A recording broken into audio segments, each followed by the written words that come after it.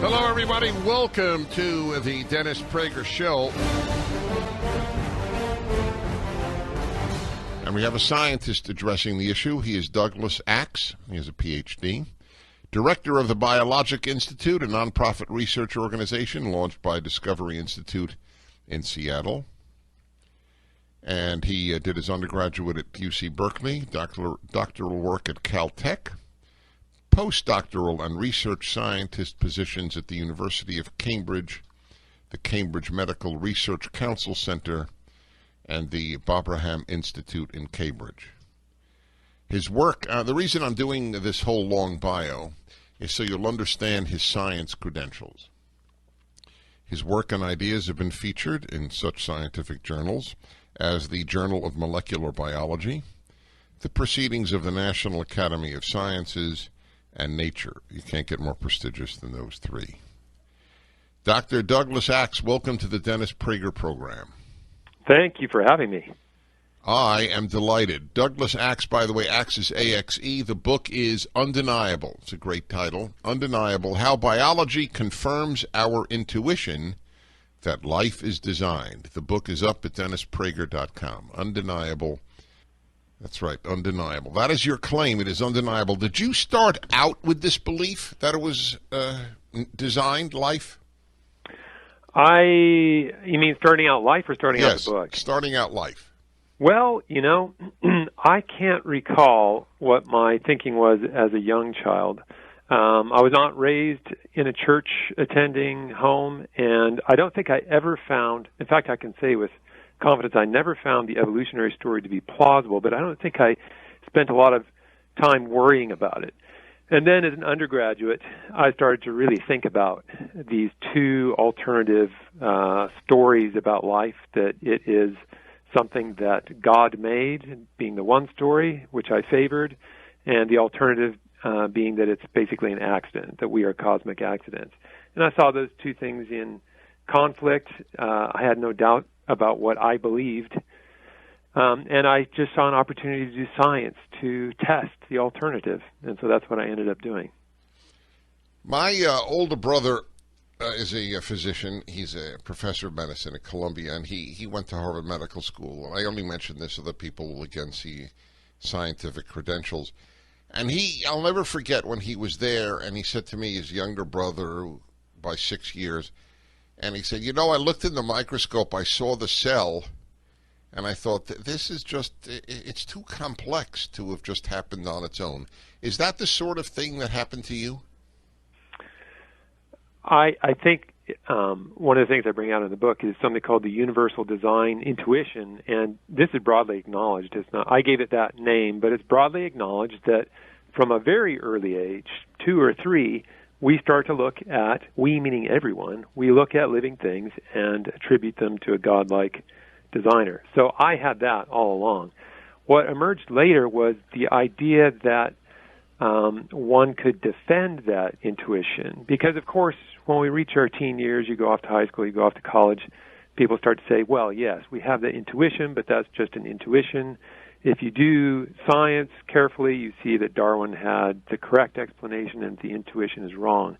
So it occurred to me only later, I was really a graduate student, when it occurred to me that it would be possible to go into the lab and do the sorts of experiments that would tell you which of these two is right. Is the intuition right, or is the Darwinian story right? It turns out that the intuition is right, but in approaching the book, I wanted not just to give people a simple explanation of technical science, but to show that you can do very simple, the sort of simple science that we all do every day, which I call common science. That shows the intuition is correct. Give an example. An example of common science or of the intuition? Yeah, either way. But you just said, things that we do daily using scientific logic, and that would show a person why design is more likely. Yeah, so I mean, just in terms of explaining what I mean by common science, I say in the book that we are all model builders. If you've had children or if you've been around babies, from before their first birthday, they are watching how things move. They're getting a model of balance and gravity. They have notions of color. They have, even before they have words to assign to categories, they know what a cat is, they know what a dog is, and you can parade 1,000 cats and dogs before them, and they'll know which are cats and which are dogs. They may not even have the word cat and dog yet, but they have these categories. So all of these things are observation of data, and we start doing this from birth, and model building, and then testing the models and refining the models. So I give several examples of this in the book, but we're basically all scientists. We do that form of science from the cradle, and we keep doing it. And this design intuition comes out of that, is what I argue in the book. And not only that, you can test this science. You can put it to a common sense, Well, that's test. what the atheists, at least the vigorous atheists, that's what they deny. They say it's untestable, the design thesis. It actually is testable. And in other words, you can construct a logical argument that shows that it can't be wrong. So maybe it's provable. Maybe that's an even stronger and better term to use. We can't rerun history and see what happened in history, so that's true. Darwin's theory is testable and refutable, and you can show, and we've done that in the lab for 25 years. We've been going to the lab, looking at what can happen when accidental changes happen to genes, and trying to determine whether the sorts of transitions, new functions, new inventions can happen by accident, and they can. So it is testable. Darwin's theory is testable, and we've shown that by falsifying it. It does not stand up to the test. I'm claiming that the design intuition is actually provable by simple logic, simple common sense logic. So answer me this. I believe in design, okay? So Yep. I'm telling everybody my if they will, if that's the word that they want, my bias to begin with.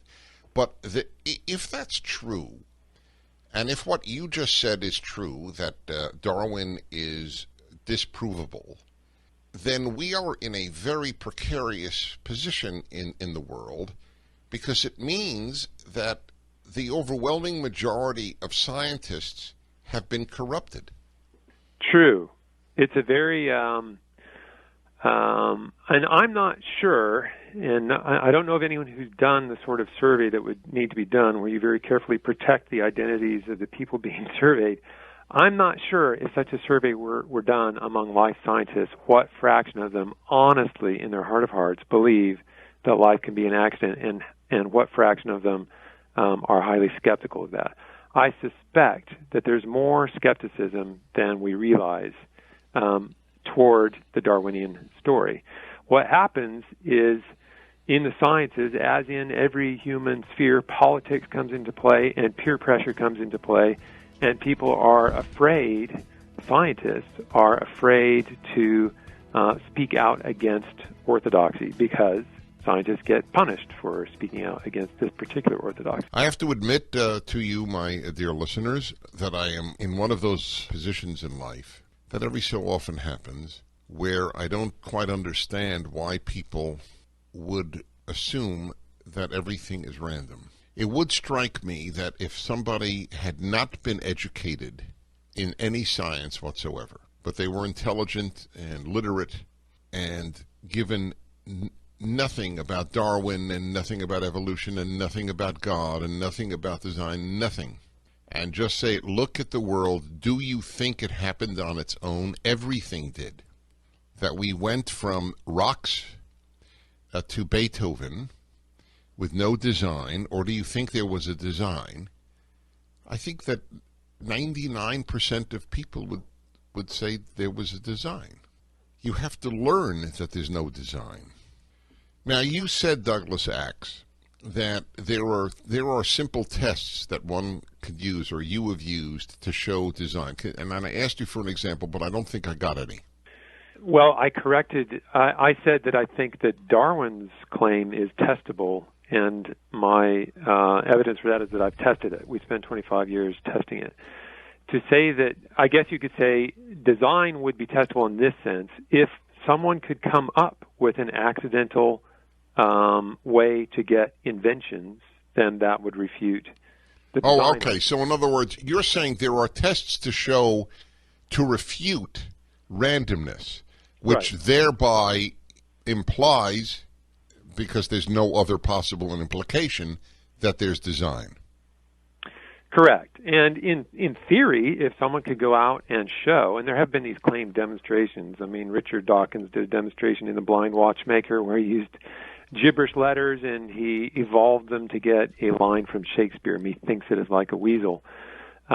If any of those tests prove true in this sense, that they prove that accidental causes that know nothing about where they're going can invent something clever, then that would be a refutation of the design claim. There are no such examples, and I give these claimed examples, several of them in the book, and show one by one none of them work. They're all false.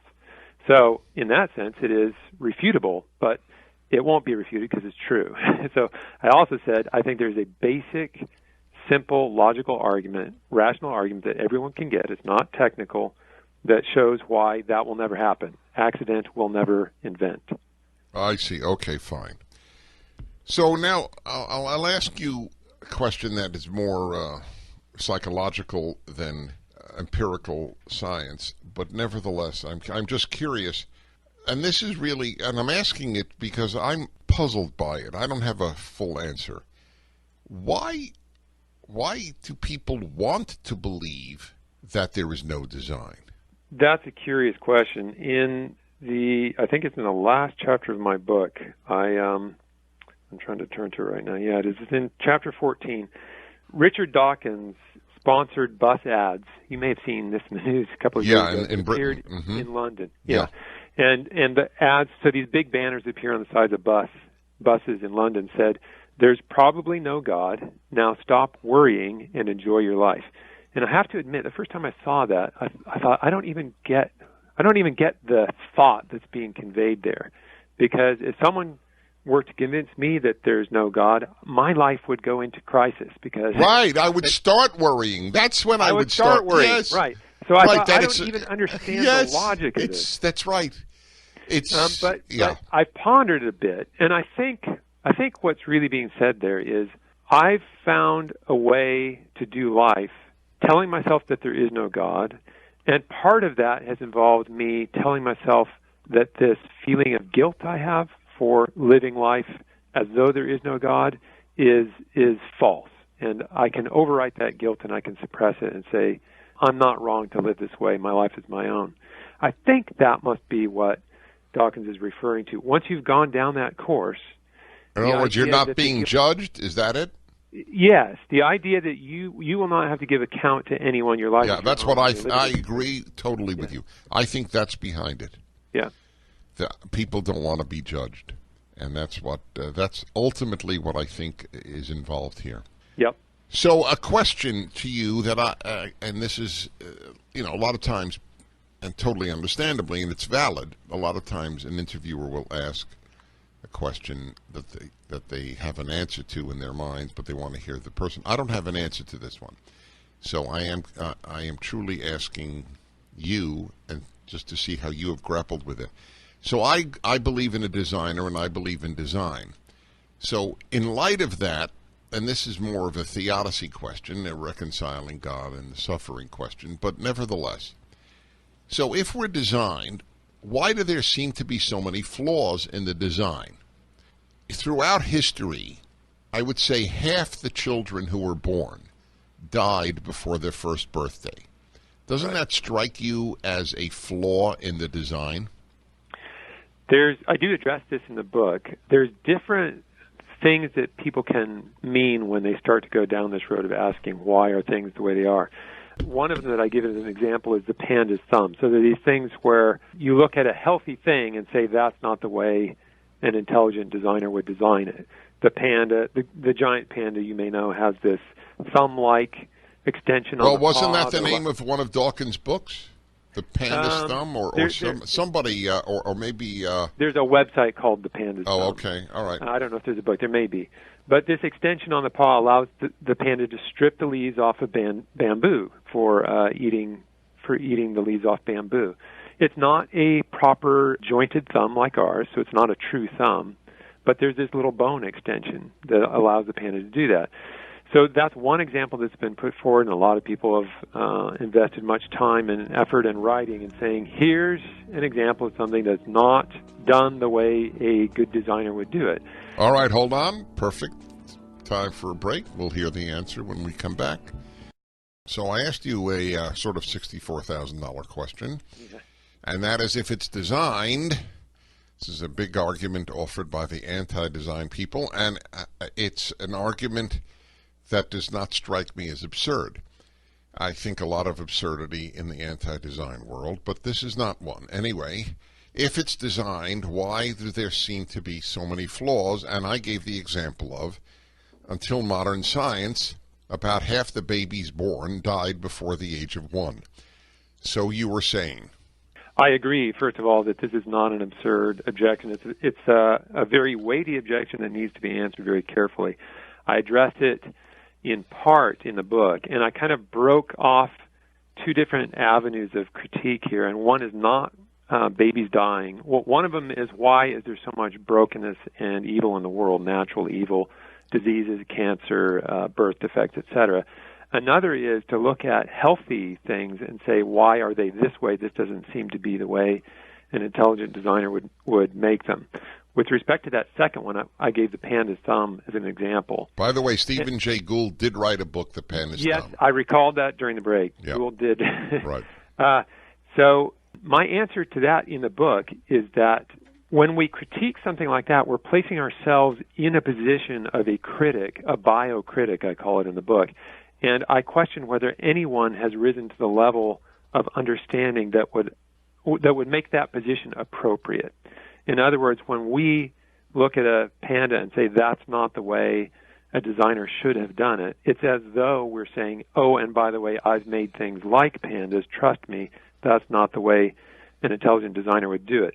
Since no one has risen to anything like that level of design, the very best human designs don't even touch pandas or any other living thing. I question whether anyone actually belongs in that seat of as a critic of living things. But that's separate from the question of brokenness and evil, all the things that we see in the living world that we know are not right, and we all know that.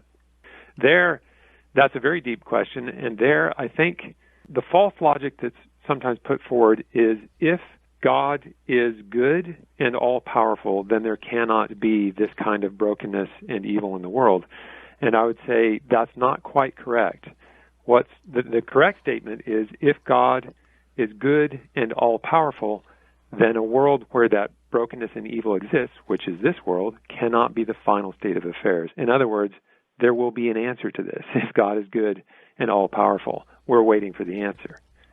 Okay, I accept that, but not both. I do accept it. I guess the only alternative in any event, when I have asked this question, I have then challenged myself and said, okay, so Dennis, well, all right, imagine that every single child ever born was perfectly healthy, because that's your only alternative. So that means that in a designed world, the implication of that question is there can't be illness.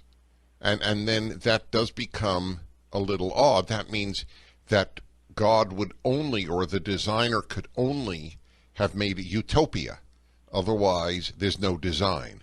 And that doesn't strike me as plausible either. So I think, right, thinking with you through this, that there really is an answer. And I accept yours entirely, and I assume that a big part of it is an afterlife. Correct? Correct. Yeah, yes. Exactly. Do any schools today in America allow, from a purely scientific perspective, the teaching of design? Colleges and universities, or anything? Well, as you know, it's a real hot button in public schools. My kids are all in public schools, and I think people would have to tread very cautiously there. In colleges and universities, certainly private ones, there are ones that favor the design approach and teach that. Again, the public ones have to tread very cautiously, and I think the ones that I know of are teaching design or allowing discussion of design in philosophy courses, but probably not in life science courses. Mm-hmm. Right, exactly. All right, let me go to some calls here. And this is in Van Nuys, California. Ian. Hi, Ian. Dennis Prager with Douglas Axe. Hi. Hello, Dennis. Hello, Douglas. I'm an atheist who is judged every day by people whose opinions matter to me. So I think it's ridiculous that you think I'd be worried about being judged by someone whose standard of morality is about on par with ISIS, when in Leviticus 20:13 he commands that we kill homosexuals. But the reason that I called is to put forth the experiment. I believe it was Lenski who did demonstrate that bacteria can evolve new function in the laboratory. It's been an ongoing experiment where bacteria were deprived of the food that they normally eat and given only a food which they were previously incapable of eating, and they evolved the ability to digest that. It was a new biochemical function, and they went back because they've been freezing each generation of bacteria and sequenced the DNA to find out exactly what changes were responsible for that. And I assume you've addressed it in your book, but I really haven't heard any science so far in this segment. I don't address that in the book. Actually, the intent of the book, I'm not sure we stated this. Although I've spent 25 years doing technical work in critique of the Darwinian paradigm, the book actually is aimed at making a non-technical argument. And the reason for that is I just wanted more people to get why the Darwinian story doesn't work. Your example that you bring up, the Richard Lenski work, 40,000 or maybe more now, like 50,000 generations of E. coli, is a great piece of work, far better than a lot of other pieces of work that have been trotted out as though they support Darwin's theory. In fact, though, there wasn't anything new invented. It was citrate metabolism, so these E. coli strain could not metabolize citrate. At the end of I don't know how many tens of thousands of generations, they could metabolize citrate, but the machinery for doing that was already there. It was simply a latent set of genes that gets turned on by a metabolic switch. And in fact, although Lenski presented that as though doing a long-term evolution experiment uncovered something extraordinary, Scott Minnick at University of Idaho has replicated the same thing, got the same result in, I believe, under 2 weeks. So it is not at all an invention. It's a very simple switch. It can be flipped over very quickly. It was simply the difference between Minnick's work and Lenski's was that Lenski did daily, or Lenski's graduate students, whoever did this, did daily dilutions and re-inoculations, and Minnick let these things sit in what's called stationary phase for extended period, and you get the same thing very quickly. So there's no remarkable invention at all in all Lenski. Right. I'm sure Ian is. Ian, you convinced now? There's papers written on no. But, I'm sorry, what? I appreciate the attempt. Okay, good. So now let me answer your little crack at Leviticus. Do you believe that Western civilization has been morally superior to all others? I think in some ways the current Western civilization is morally superior to... What civilization other than the West abolished slavery or created human rights or democracy? Can you name any? Okay, so the answer is the same book that you crapped on is the book. The Chinese who have no, the Chinese didn't. No longer have slaves have abolished slavery as well. Yeah. Now they have. Okay. Anyway, look, I could spend the hour with you. I don't want to take it away from Douglas Axe. Everybody has this line from the Bible that they love to throw out, whether it's homosexuals or kids who are rebellious. Meanwhile, it is that book, Leviticus and Numbers and Exodus and Genesis and Deuteronomy and the rest of the Bible that made the civilization that made human rights possible, and it all emanated from that. There was no other book on earth that said love the stranger. Okay, so a little perspective is always very helpful. Gee, it produced the best civilization in the world, but the book is crappy. It's not tenable. Hi, everybody. Dennis Prager here. Final segment with Douglas Axe.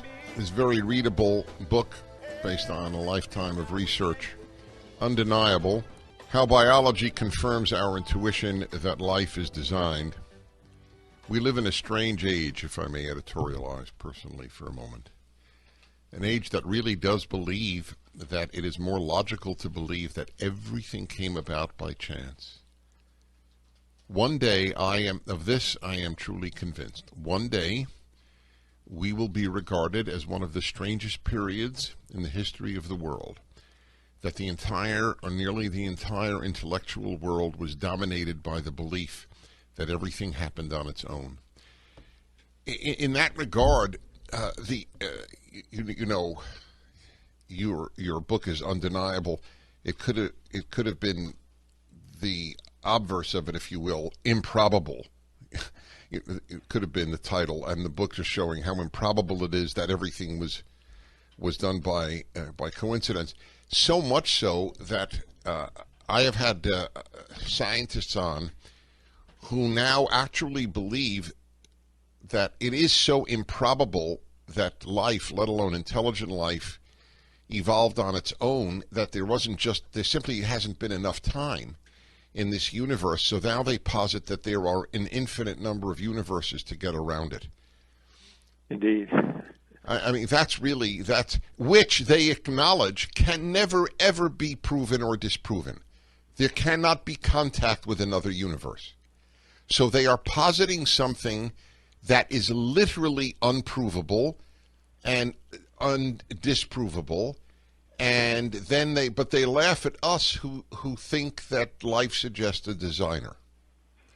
I do take that idea on in the book and actually show that what we see here on planet Earth is totally inconsistent with the idea that it arose here because there are an infinite number of universes. So although you can't prove or disprove whether there are other universes, you can show that that hypothesis does not explain what we see here. The book, my friends, is undeniable, and it's undeniably good. How biology confirms our intuition that life is designed. Douglas Axe, it has been a real pleasure. Thank you so much. You're very welcome.